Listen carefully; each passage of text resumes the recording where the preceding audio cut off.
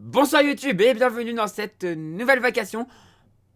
Vous le saviez peut-être pas, mais il n'y a pas eu de vacation avant puisque j'étais... En fait à midi j'étais à Dieppe tout simplement pour de l'encadrement. Donc j'ai pas pu faire de vacation en fait ce matin à 10h sur Twitch. Donc du coup, enfin hier matin pour vous du coup. Mais j'ai pas pu faire de vacation donc du coup il n'y a pas eu de vacation qui est sortie à midi. Donc voilà pourquoi il n'y a pas... Voilà, je voulais vous l'expliquer. On va, du coup aujourd'hui, enfin là ce soir on reprend les vacations normales, donc à 17h et à 20h30. Donc là on est à la vacation de 20h30, de 17h plutôt, le 26 novembre.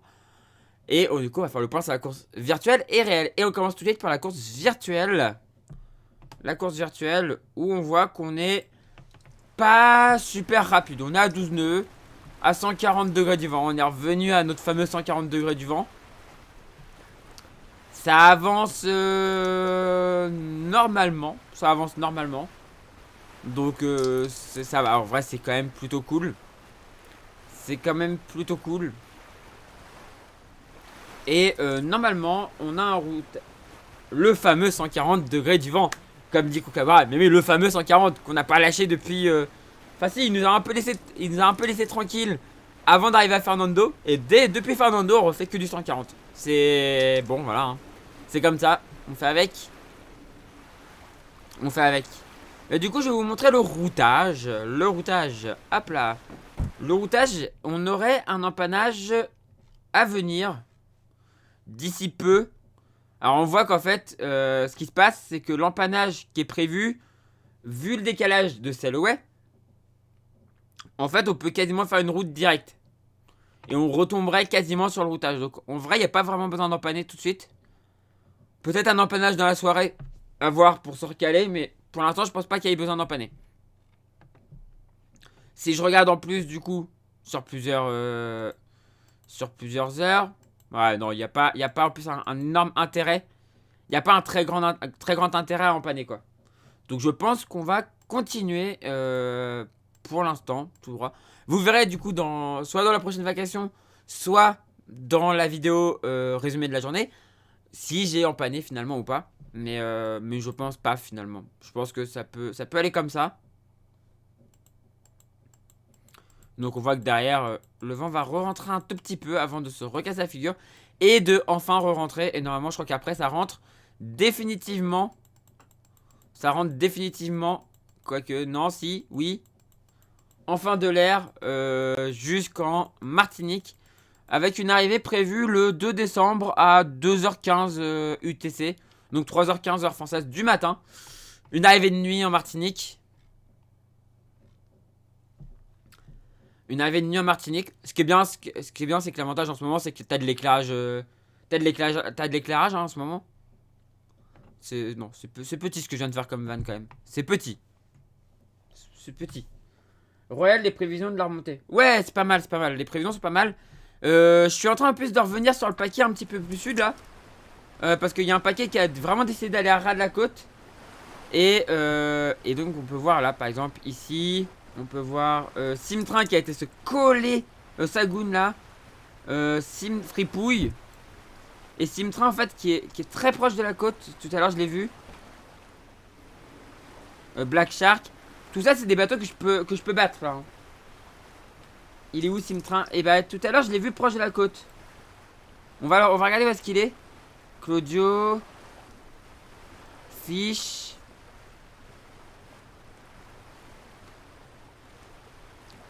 Tout ça c'est des bateaux que je peux battre hein, clairement. Donc ça peut permettre une petite remontada quand même. Black Shark. Jules, alors Jules c'est mort. Jules fait une très bonne course. Olonois. Alors tout à l'heure je l'ai vu Simtrain. Il était vraiment un rat. Mais là je le vois plus. C'est bizarre, je ne le vois plus. Ah il est peut-être là. Ah voilà il est là. T'es devant lui au classement en tout cas. Oui au classement je suis devant lui. Donc vous voyez il est là. Actuellement il est là. Et moi je suis là. Donc vous voyez on est en train de... Je suis en train de le doubler par le large en fait. Le truc c'est que pour l'instant eux en fait chopent du vent avant moi. Eux en fait chopent du vent avant moi. On voit que Sim... Bah quoique non Simtrain à 7 nœuds 3. Tout à l'heure il était à 17 nœuds hein. Là, il est qu'à 7 nœuds 3. Moi, je suis à 9 nœuds 4, 9 nœuds 5 pour Sagou. Ah, ils en tirent pas un très grand avantage en fait.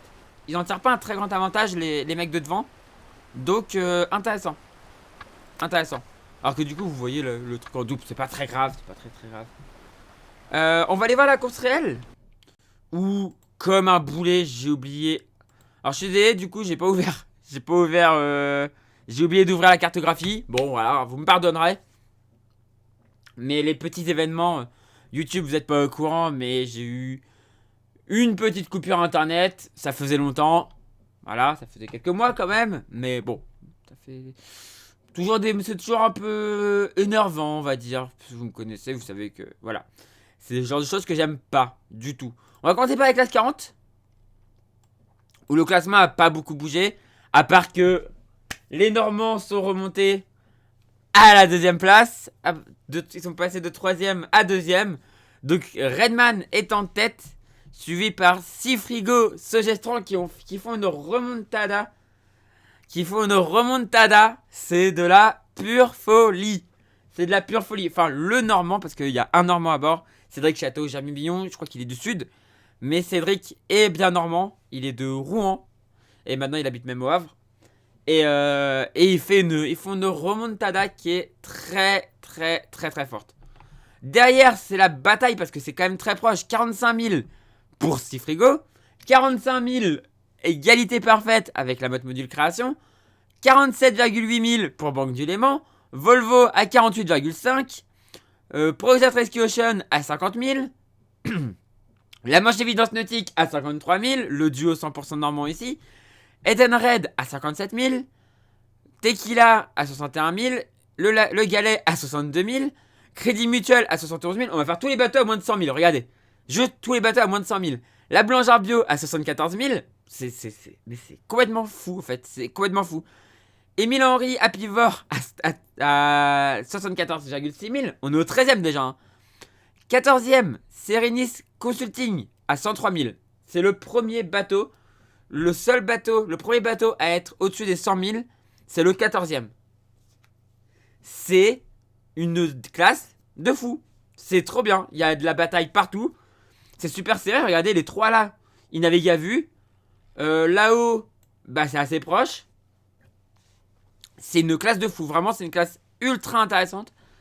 Et il y a de la bataille partout. On voit que des bateaux se décalent. Alors là, du coup, Costume arrive au niveau des classes 40. On va en parler après, mais je l'avais dit en plus. Hein, que Costume, donc l'IMOCA, allait arriver avec les classes 40. J'en étais quasiment sûr. Elle est arrivée un peu dans la même zone que les classes 40. C'était un peu son option. Maintenant, leur objectif, ça va être normalement. On a encore vu quelques empannages, Banque du Léman et tout ça. Mais sinon, l'objectif maintenant, c'est de la ligne droite jusqu'en Martinique. Eux vont peut-être gagner un peu dans le sud. Et derrière, bah pareil, ça va gagner dans le sud. On va regarder les copains. On va regarder les copains. Les gens que je connais. Donc, Croatia Full of Life, 17ème. Donc, il est ici en 17ème position. Donc, voilà. Non. 17ème, c'est par là, du coup. Voilà, Croatia Full of Life, 17ème. À 146 000 des leaders. Ensuite, on va voir Vogue avec un Krone en 28ème position. À 302 000 des leaders. Ça revient un petit peu. Même si c'est quand même très loin. Groupe G2C la Martinique avec Jean-Edouard Krikioche à 539 000 des leaders en 32ème position. Et enfin, on va finir avec Terre Exotique à 1041 000 des leaders en 43ème position. Terre Exotique qui doit pas traîner parce qu'il a 10 jours pour rejoindre l'arrivée. Il lui reste distance au but 1844 000. Il a 10 jours pour faire 1844 000. Sinon la ligne d'arrivée va fermer tout simplement. Et donc il arriverait hors temps. Dans tous les cas, ils vont aller jusqu'au bout. Ils vont aller jusqu'au bout. Et nous, on continuera à les suivre pour permettre de voir leur arrivée. Mais il se peut qu'ils arrivent hors temps. Mais de toute façon, l'objectif de ce bateau, c'est de faire la traversée, de se faire plaisir. Et là-dessus, j'ai l'impression qu'ils se font plaisir. Voilà, on va passer aux IMOCA, où les arrivées se succèdent. Enfin, on a eu deux arrivées pour l'instant. On avait déjà vu Thomas Ruyant, qui a remporté du coup la Tronade Jacques Vabre hier. Et Charlie avec Paul Meillac qui arrive deuxième. D'ailleurs, il y a une image du père de Paul Meillac qui vient de finir lui la mini Transat. qui était justement là-bas pour accueillir son fils. C'était une belle image. Donc Charlie et Paul en deuxième position. Belle course, même si malheureusement du coup ils se sont fait avoir par l'une que d'autres. Ils ont eu un peu le même scénar qu'il y a 2 ans la Transat Jafab.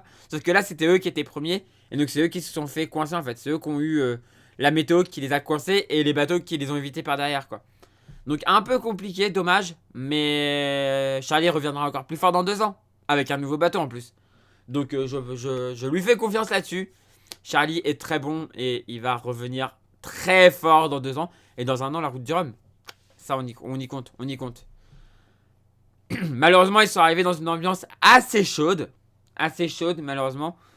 De ce que j'ai pu voir juste avant qu'ils arrivent, ça tirait à la lacrymogène et il y avait des feux de pneus pas très loin. Enfin, un peu compliqué les arrivées, malheureusement. Ça gâche un peu la fête, mais bon. Ils ont parlé du convoyage retour avec Clarisse. Il était pas à l'aise. Ce serait pour ça qu'elle est partie là-bas. Non, elle attend son homme. Elle attend son homme. Parce que Clarisse est là-bas. Hein. Clarisse est en Martinique. Il y a des photos d'elle en Martinique. Elle y est. Mais je pense plutôt qu'elle attend son homme. Mais possiblement. Ouais, peut-être. Peut-être. Comme si c'était pas encore officiel. Ah, ce n'est pas encore officiel.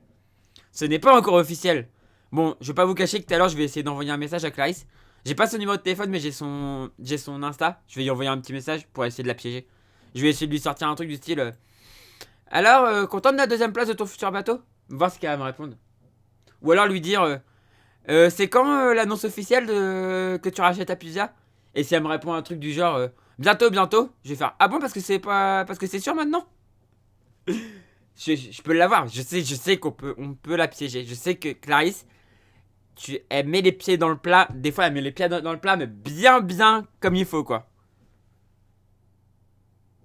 Bon, elle fait le convoyage, en tout cas. Elle le fait. Elle le fait. Donc, si elle le fait, c'est que bon. Il y a un truc, quoi. Oui, Clarisse met les pieds dans le plat. Je peux pas vous en dire plus, mais Clarisse met vraiment les pieds dans le plat. Quand on commence à lui dire un truc, elle met pas très longtemps à faire des petites boulettes. Mais elle est gentille, hein. Elle est adorable comme fille. Elle est adorable comme femme, franchement, elle est super cool. Mais bon, c'est assez facile de lui faire dire des choses qu'elle a pas le droit de dire normalement. J'en dirai pas plus. C'est sûr que Clarisse va récupérer la pizza car Thomas va louer le sien. Et bon, pop. Je pense que Thomas va son bateau. On a eu des nouvelles d'ailleurs aujourd'hui, je peux en parler. On a eu des nouvelles que le bateau actuel de Thomas allait être loué pour le prochain Vendée Globe à un skipper expérimenté. Vous savez à qui je pense? Son nom commence par un M, finit par un N, son prénom, et son nom de famille commence par un L et finit par un E. Je vous ai rien dit, mais voilà. Je pense clairement. On va voir du coup le classement quand même des IMOCA pour l'instant. Donc Charal est à 68 000 du but. Derrière on a Banque Arkea qui se trouve à 233 000 de Charal. Qui devance un petit peu Initiative Cœur à 274 000. Donc un peu d'écart. Derrière on a la bataille entre Corum l'épargne, Fortinat Best Western et Prisman Group. Corum qui essaye de résister un peu au retour mais qui a du mal. Derrière, Maître Coq est un petit peu distancé par le groupe ici. Enfin, Nexus à la fenêtre a distancé Eleven Harvesting Team Malama. Qui, bah, toujours a ses problèmes de qui, quoi. Merci pour Thomas Lune. Hein? Non, Nicolas Luneven. Mais je ne pense pas que ce soit Nicolas Luneven. Groupe Apicil en 12ème position. MACSF 13ème qui a du mal à revenir sur le groupe Apicil. Après on a Costume Lantana Paysage qui est dans le nord. Qui est dans le nord et qui tente une route assez directe pour rejoindre l'arrivée. Ça pourrait payer sur ce groupe là. Ça pourrait payer. Ensuite derrière on a la Micheline qui tente de résister au retour de Groupe Cétain, de Compagnie d'Illegility et de Time for Ocean. Ça va être quand même compliqué parce que ça a l'air de bien revenir par derrière. Derrière, on a le bateau que Clarisse attend vraiment, les laboratoires de Biarritz avec Denis Van Der Berg et Tanguy le Turquet. Et enfin, en dernière position, Ebac à 1639 000 de Charal, qui avance tranquillement vers l'arrivée. Pour eux tous maintenant, il y a juste Ebac qui a réempanné, qui se recale un petit peu et qui remonte. Là, ça prend des petits empannages pour essayer de se caler dans des zones avec un peu plus de vent et avoir le bon angle. Mais sinon, c'est relativement de la ligne droite. Morgan Lagravière, tu l'as dit dans l'actu large. Ouais, je pense clairement. Je l'ai pas dit. Ah, je l'ai pas dit. Alors, j'ai pas dit. Mais je pense vraiment que. Enfin, j'ai dit que je pensais que c'était lui. Mais il y a rien d'officiel. Hein. Il y a rien d'officiel. Il y a un truc qui est plus officiel, mais que j'ai pas le droit de dire. Mais enfin, qui est officieux pour l'instant, mais officieux parce que vous avez pas le droit de le savoir. Mais voilà. Du coup, chez les ultimes, on finit par les ultimes. Et on parlera de la suite après. On parlera du reste après. Chez les ultimes, bah, il reste plus que Gitana, Sodebo ultime en mer, puisque Actual est arrivé, a gardé sa 4ème position. Et Sodebo devrait arriver dans les prochaines heures. Voilà. Du coup, on a fini avec la Javabre réelle. On va repasser à la virtuelle. Et YouTube, on va se laisser. Donc si ça vous a plu, on fait briller le pouce en l'air. N'hésitez pas à s'abonner pour ne rater des prochaines vidéos. Et puis n'hésitez pas à venir sur Twitch, lien en description de la vidéo, pour venir voir les vacations. À 10h, à 17h et à 20h30. Voilà. Du coup, je vous fais des gros bisous, je vous dis à la prochaine. Et ciao YouTube!